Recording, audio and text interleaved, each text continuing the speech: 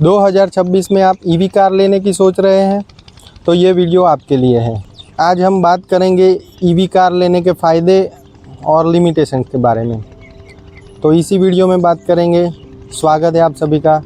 मेरा नाम है ध्रुव रावल, चैनल का नाम है ध्रुव अनफिल्टर्ड। तो चलिए बात करते हैं।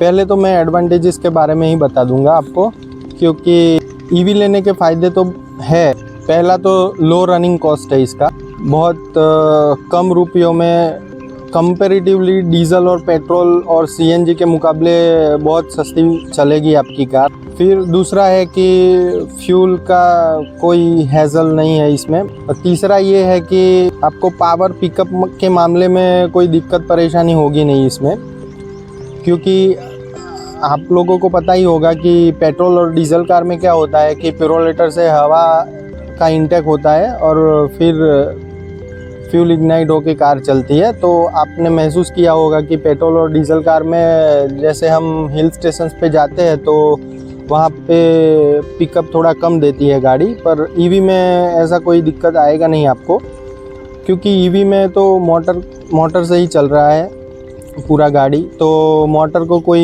एयर इनटेक का ज़रूरत नहीं रहता है। तो फ़ायदे बहुत है दोस्तों ईवी लेने का सोच रहे हैं तो। अब बात करेंगे हम लोग लिमिटेशंस के बारे में। ईवी लेना बहुत अच्छी बात है, लेकिन आप सोचिए कि आपको सिटी एरिया में घूमना है, डेली ऑफिस आना जाना है, तो EV is the best solution.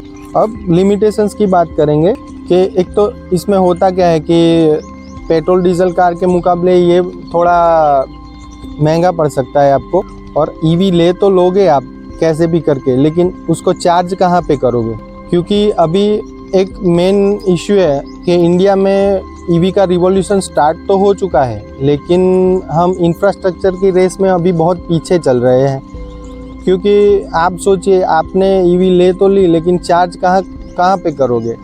EV के साथ एक ट्रैवल एडेप्टर आता ही है, फिर एक चार्जिंग पैनल पूरा आपके रेसिडेंशियल पे वो लोग इंस्टॉल करके देते हैं, जो कि 8 घंटे लेता है फुल चार्ज होने में अप्रॉक्सीमेटली।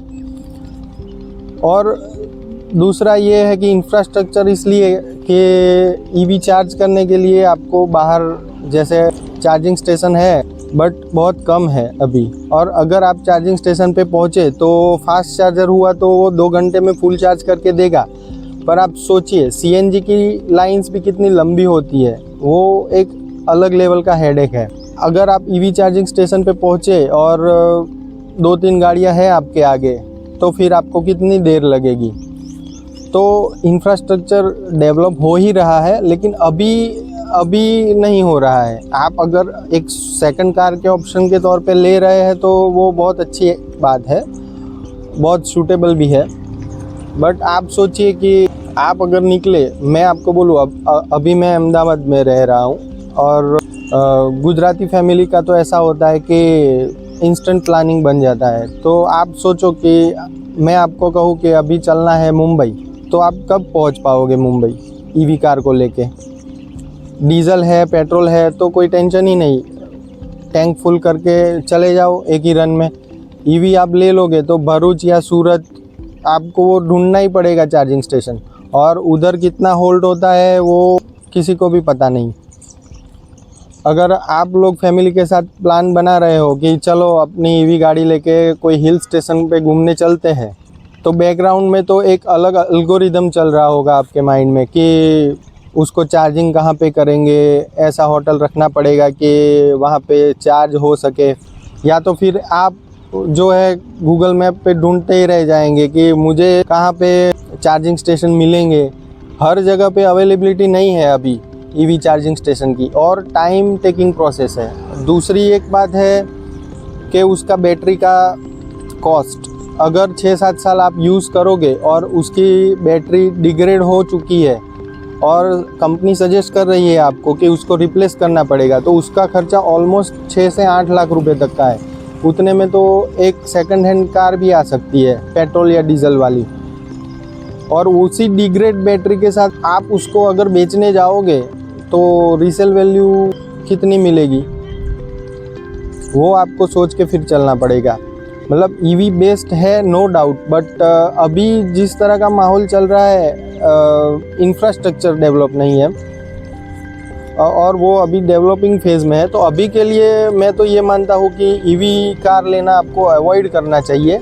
जैसे दूसरी कंट्रीज़ में है वहाँ पे इंफ्रास्ट्रक्चर है, जैसे जापान देख लो, कहीं कहीं व्हीकल्स में वो स्वैपेबल बैटरी का कॉन्सेप्ट है कि छोटी छोटी बहुत सारी बैटरीज होती है, वो आपको डिस्प्ले में दिखाती है कि ये सेल का बैटरी डाउन है, फिर दूसरा सेल, तीसरा सेल, ऐसे करके।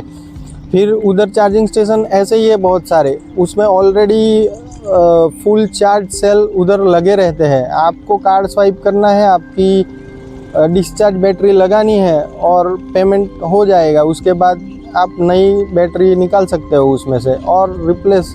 तो एकदम वैसा इंफ्रास्ट्रक्चर है अगर, तो बिल्कुल अच्छी बात है, ईवी लेनी चाहिए। पर अभी के लिए उस लेवल का इंफ्रास्ट्रक्चर इंडिया में अभी डेवलप नहीं हुआ है दोस्तों।